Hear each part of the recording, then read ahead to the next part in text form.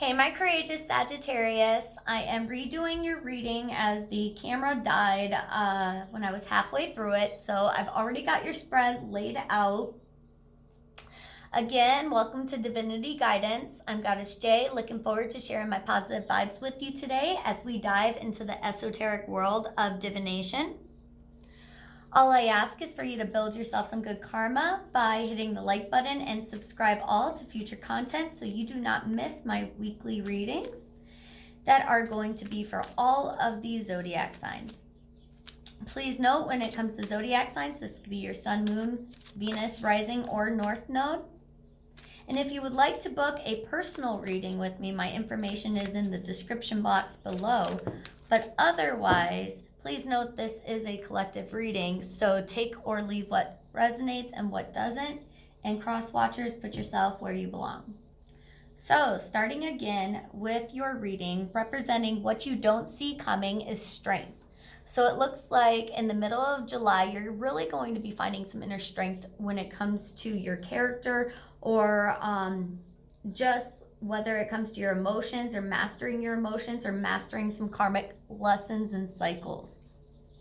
So really going to be finding some inner strength this month, and it looks like you are represented by the King of Wands in your overall reading. And the wand suit in tarot represents fire. So this is definitely along the same line, Sagittarius, as your fiery spirit, as well as Aries and Leo. So you're really going to be tapping into your highest form. King of Wands is somebody that's mastered their energy, and they're really looking for good ways to transmute this energy into a positive source of their life. And it looks like your challenge is, how do you make that coin? So it looks like you're really looking to get your side hustle in gear, or your main career in order, and you're really going to be looking to generate some new possible forms of revenue. So it looks like you've got yourself emotionally secure, but now you're really looking to ground yourself when it comes to your financials.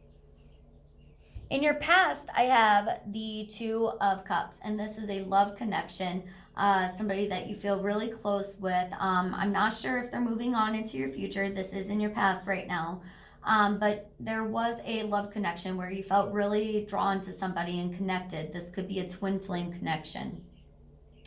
And in your future position, I have the Star card, which represents Aquarius. But if we're not focused on the star signs, this also represents knowledge and truth. So it looks like in your future, you're really going to be finding some inner knowledge, inner truths. You're really going to be doing some shadow work and working through some of your own personal demons.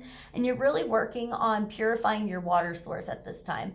And Aquarius carries a cistern of water that's poured out to the rest of humanity, and when this cistern becomes polluted, then we end up pouring toxic water out to others. But if we can keep our own knowledge clean and keep our discernment within us and our intuition, and not just generally follow the crowd, it says, by following your own path, you're really going to find that knowledge that you've been seeking. In your conscious position, I have Judgment. So it looks like the divine is really going to start giving you what you've sown. So it looks like karmic justice could be on the horizon for you. And in the subconscious position, you have the Nine of Pentacles. So this is somebody that's really tapping into their inner strength. You're learning to become independent. You're learning to become self-sufficient, not codependent on others. And you're really learning that what you bring to the table matters just as much as what everybody else is bringing, and that you are another cog in the wheel to making things work. So you're really finding out where your inner strength lies and how you can be more efficient for yourself. In your advice position, I have the Eight of Swords, and this says remove the blindfolds. You know the truth is there, but it seems like you're running from it at this time. And so just be aware that you're learning your lessons. You're not just trying to get through these karmic cycles to just overcome them, but that you're actually viewing these karmic cycles as lessons that you want to master. And when you start mastering this, you're going to break these cycles, and you're able to move on into more beautiful forms of income, of emotional prosperity, And you'll really learn to find that inner strength that's really calling to you. So take the blindfolds off and find yourself. And when you do, the external factors has the Emperor. And this is somebody who is the king of all kings. So this is the king of wands, cups, pentacles, and swords all together. The Emperor is somebody that's really tapped into their divine masculinity, tapped into that Aries kind of energy.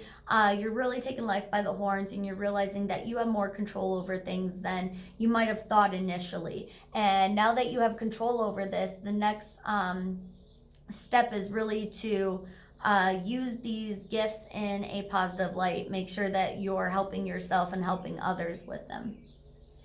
And when you do this, you tap into the Queen of Wands. So this is your hopes and fears. And I think you shy away from attention. I think you like to be in the background a little bit, but this is saying you need to own that power. Like at this time, you are a fire sign, so step into it. Step into the courageous spirit of yours. You are the IC sign. And so look around. What do you see? Remove the blindfolds and start taking a look at the power that you've held with you all along.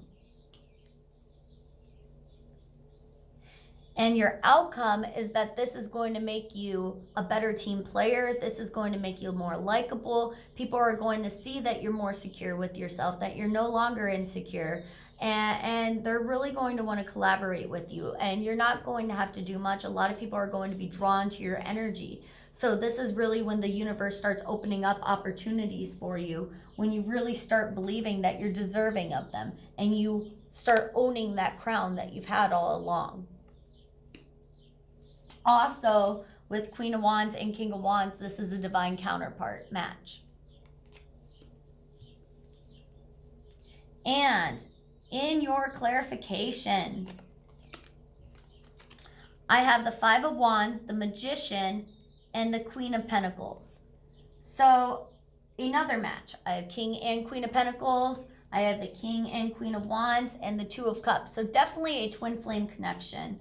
But the Five of Wands is somebody that's trying to overcome conflict, and they're realizing that a lot of people held them back, that they were missold along the way, that people weren't very honest with them, and that they were duped, essentially. And they're starting to rely less on what other people say and more on their own cognitive decisions. You're going to start trusting your intuition more. And this is really where that crown chakra on the Magician starts opening up above his head. You have the figure 8 there, which is the crown chakra being completely open.